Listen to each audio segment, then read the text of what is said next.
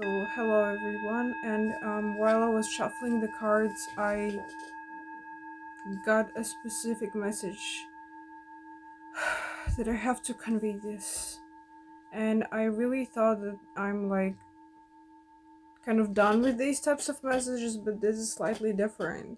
I tried to film this at first, but like I'm filming this because it was too long. It was just First of all, it was making me woozy, the message. Second of all, it was just like I thought I'm over these types of topics. I thought I'm not going to speak about this anymore, but this is slightly different since it's not a twin flame, it's a twin soul.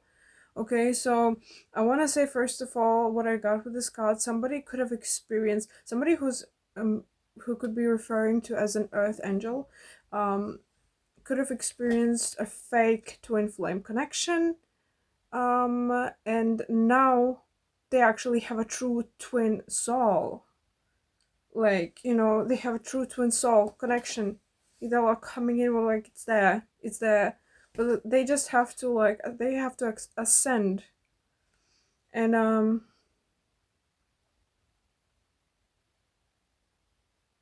I was making a whole rant about how like people are um pursuing spiritual path, but then they're like on the edge where they have to, before they push up, before they evolving, where they have to release things such as toxic connections, such as toxicity. Oh my gosh, I see 77 again on the, not timer, but like battery. Where they have to, before ascending, like they are giving up because they're like, I'm not going to release the toxic connections, I'm gonna stay where I'm comfortable. They're just like giving up last point. But then again, I can't call it like a highly ascended spiritual individual and like that their sole purpose actually is that, but some think so, some assume so, like there are plenty like assumptions about twin flames, twin souls, etc., divine connections, divine feminine, divine masculine. People think that they're divine feminine or divine masculine. Well, it's not so frequent. It's not, and it's also really tough to be one. It's really tough, people. Please stop being jealous over those who are. No, that's useless to say, but like, because that internal trigger still exists. It's like connected to the other things in the human being, and it triggers that seed of jealousy towards the special ones, like, the chosen ones. Like, yeah, divine feminines, divine masculines, or like highly ascended individuals. Um, but yes, it's like it's really tough, and that's why I'd say many just kind of are like, okay, no, I'm gonna stay in my comfort zone, and I'm not going to release the things that I have because it's comfortable, because it's safe, comfortable, whatever. Well, it's not actually safe in the long run. You can see that it's gonna make you like crumble, and you're gonna like fumble yourself basically if we speak in that type of a way. But yes, about this card, somebody is, in short, a divine masculine or divine feminine. Like, you have a twin soul connection, and you have to ascend. You have to submit to the ascension process. You have to evolve your soul. Release the toxicity, release the unnecessary things, and let yourself to ascend. It's important because it works as a balance in the world. You're one of those that are also submitting to a bigger energy impact on the world. And when the twin souls that usually have powerful energetic purpose unite, they can actually awaken the potential even more. And we really need this right now on the earth because the core is unstable, and we need to repair it with these energetic unions, with these strong energetic. The thing is, energetic union is more powerful than just one individual on their own. In that sense, you can connect it to like physics when things unite. Um, Singularity and duality. Not like a collision though, but like uniting. Because it's like an egg, like as one. And also what I got, that it's like this is the time, like the time has passed, like the long time has passed, and this is the time for the divine masculine to fertilize the divine feminine, in the sense, not as like a man and woman. I'm not talking about a man and a woman. Even more so, Spirit actually said it could be like a gay couple. So um yeah, this is like about a specific, like, woman with a woman, for example, masculine, feminine. It's, these are divine terms. These are not like man and a woman, you know. This is different. It's energy. That's energy. That's energetic. That's not physical. So the main core messages I already said is you need to ascend. You need to evolve your soul into that next level, and that is really important. I mean, literally, I'm receiving this type of a message already for like the third time, and I'm like, what can I do about this? I don't know. And especially after I meditated, I actually get like a total, like, boom, you know. I meditated on Sahasrara, and I got like like a total blast, and I was like, okay, every time I opened my eyes, I got this message, a specific message, something a bit different, but like I got the message connected to this, and I was like, something worded different, I mean, but like a message connected to this, okay? And that this is super important right now. Um not just right now, for all times, for the eternity. It's always been important, and I saw 111 as I looked at the screen when I said that. Because these divine connections are literally like, well, kind of like energetically ruling out the world's inconveniences into a more balanced state.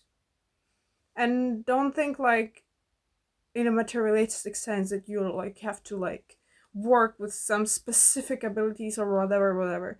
It's almost so like energetic, in the sense of when they unite, it doesn't mean they have to like create a bank account to support the children in, for example, Africa. They can do that, but it's just materialistic. Also, I had the message that lights will collide. Lights will collide. It's like you two are, I just wanted to say similar. I felt similar within, but I had a thought different in my head. So it could be like an ego versus soul imbalance, or something that you are thinking, but you feel different. You feel different than what you are thinking in your head. This is like an ego basically pressuring you down, pressuring you into submitting to the world's ideals, or your perception of things, how they should work, more materialistic perceptions of things, how they should work, how they're convenient, etc., etc. Let me tell you what, when you think about divine things, when you think about ascension, when you think about the spirituality, when you think about the bigger things than just material, physical sense, bigger than you are as just a human being, because you are the soul with a purpose. If you are a divine feminine, if you're a divine masculine, you are an ascended soul with a purpose, okay? You're a large soul, like a big entity. And you cannot think in just convenience. You can forget about convenience in that sense, because this is larger than convenience. It's larger than that. So you need to ascend, you need to evolve, you need to give in to these energies, that pull, that energy pull of heart. I just heard, you are my special. So yeah, it was special. I don't know, I just heard that song. I mean, because it has the topic of like magic, spirituality, awakenings. You can't, don't, like, you can't give into your ego though. Like, if you give into your ego, you are suppressed, and then the years seem normal, but then it goes into mediocrity, and then you get that spiritual depression. Then you get that spiritual low, where you don't know what you're doing, where you don't know what your purpose is, because you gave up on it at a certain point where the spirit was bloomingly open like a lotus and was handing you that pass. Okay. And then if you deny your purpose, your destiny, this is like a frequent scenario, actually, not just with like divine feminine masculine, but like with people in general. You go like lower, and then by years you just get to that low point of spiritual depression. Like your soul feels dry and fulfilled, and it has called but has been suppressed all along. That's how people frequently get depression, actually. So yeah, I hope this was helpful, and for whomever this was. What else did I actually get when I first channeled this? I got something else too, another message. Like, you see also how I was wanting to do another reading, but then I was pushed with this message. Like, you gotta make this. Like, like it's a feeling, it's a strong sense of purpose. And if you're aligned, you can feel it. You can feel the pull to your truth, to your destiny.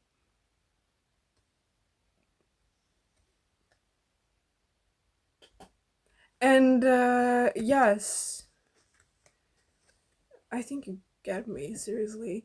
But yeah, that part. I think you feel me. Yeah. Anyways, somebody who was watching, I think they felt that. Anyways, yeah.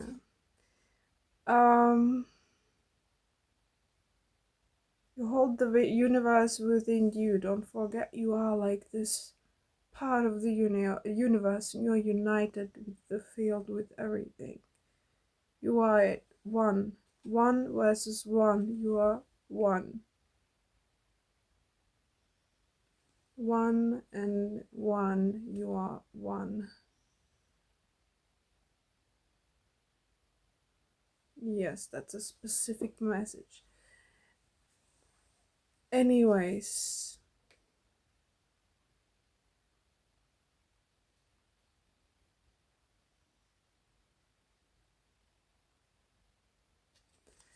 the highest vibration isn't love, it's eternity. And the thing about the divine is that it is eternal. You get me? And it's a flow, an everlasting flow, infinite. So that was your message, and I hope you enjoyed it.